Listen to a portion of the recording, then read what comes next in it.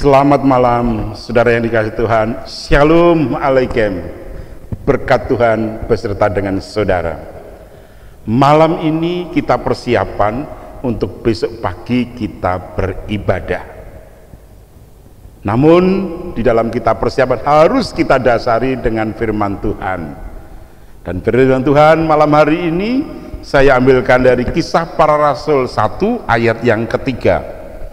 Kisah Para Rasul 1 ayat 3. Kepada mereka ia menunjukkan dirinya setelah penderitaannya selesai, dan dengan banyak tanda ia membuktikan bahwa ia hidup.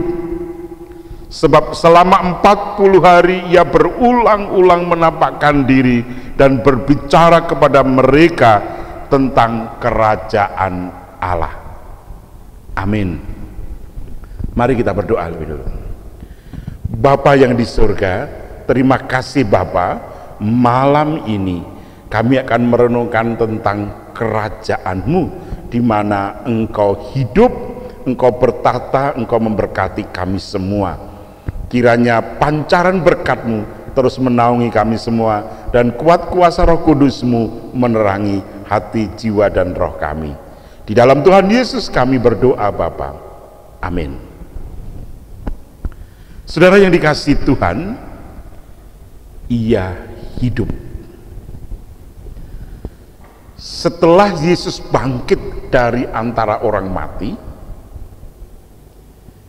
Yesus menjumpai banyak orang, banyak murid, dan secara khusus Yesus memberi pengajaran kepada para murid tentang kerajaan Allah. Kalau Yesus berbicara tentang kerajaan Allah, itu artinya Yesus hidup, karena Yesuslah rajanya.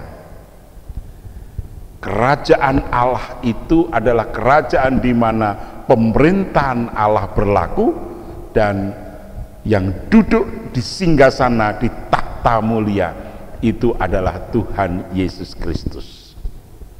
Dan kita semua adalah warga kerajaan Allah.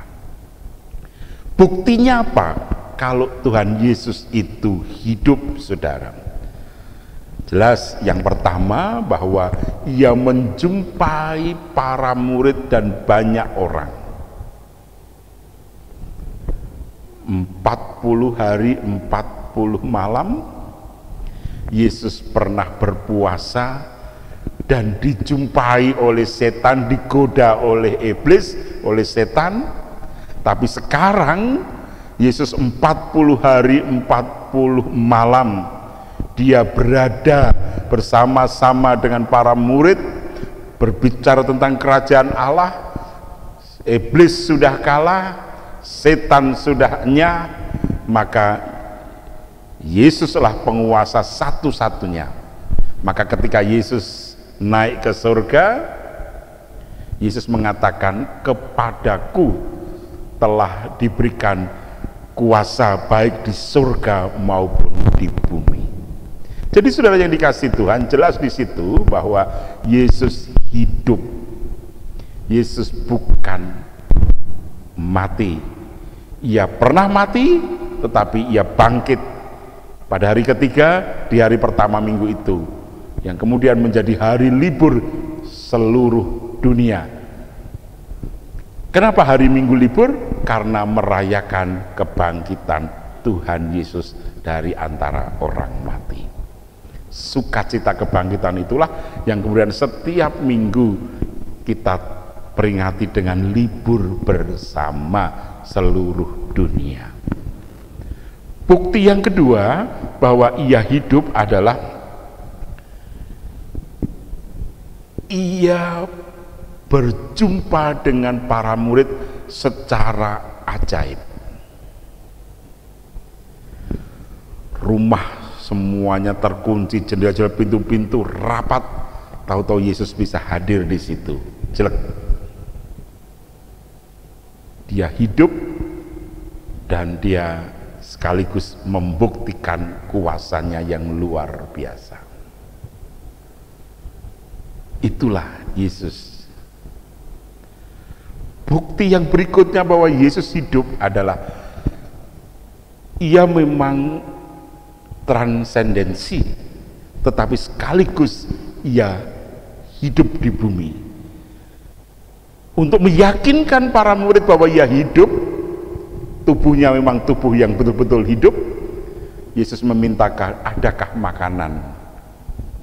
Kemudian diberikan satu potong kecil ikan dan roti. Disitulah Yesus makan di depan para murid. Ia menunjukkan bahwa itu hidup.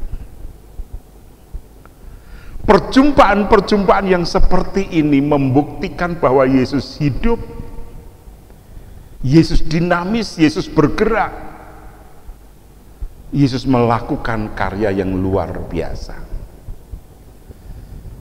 Nah, karena itulah malam hari kita juga demikian. Kalau Yesus hidup, pertanyaannya, apakah Yesus hidup juga di hati saudara? Mari kita bertanya dalam hati kita masing-masing, sudahkah Yesus hidup di hatiku? Dia menggerakkan seluruh sendi-sendi kehidupanku,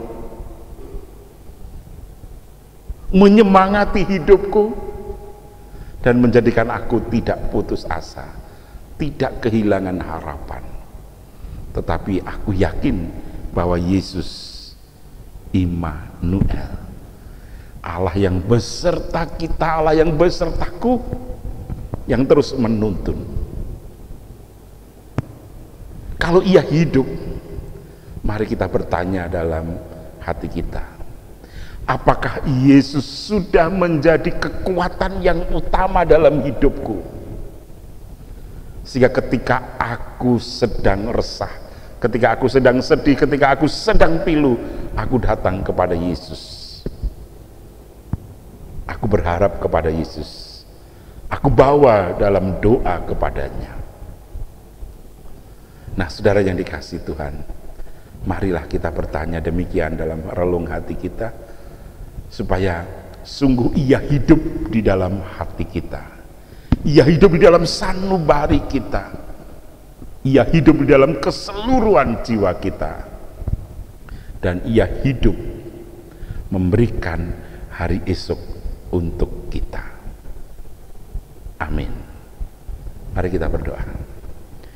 Terima kasih Tuhan, Engkau berikan hari esok untuk kami semua, dan Engkau memberkati kami. Terima kasih Bapa. Kami menyerahkan tubuh, roh, dan jiwa kami saat ini kepadamu, supaya kami punya semangat yang menggelora untuk kami terus mewartakan bahwa Engkau hidup. Terima kasih Bapa. Di dalam Tuhan Yesus kami berdoa. Amin. Kita akan pujikan dengan satu pujian dari Kidung Pujian 178.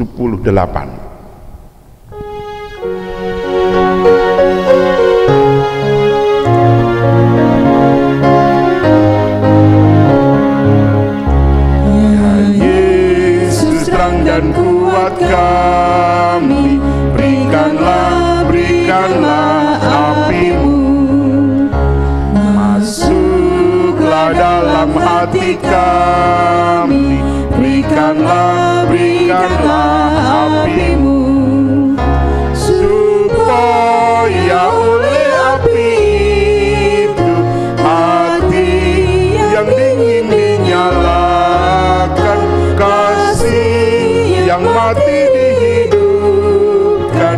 Berikanlah api-Mu.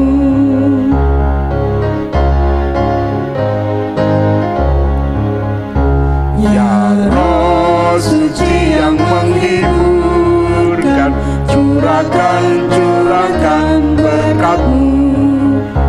Kami pun sangat membutuhkan, curahkan berkat-Mu, supaya kami berani maju, karena Kau tetap besertaku. Arahkanlah jalan hidupku, curahkan berkat-Mu.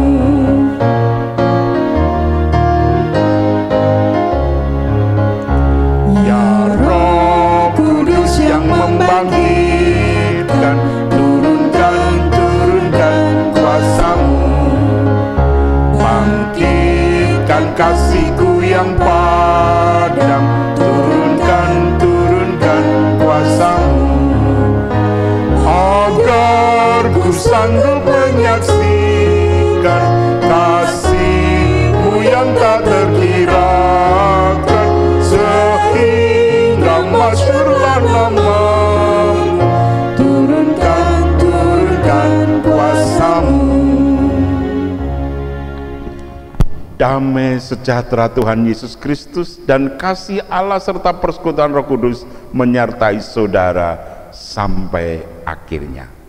Amin. Terima kasih, sampai bertemu dalam ibadah Minggu pagi.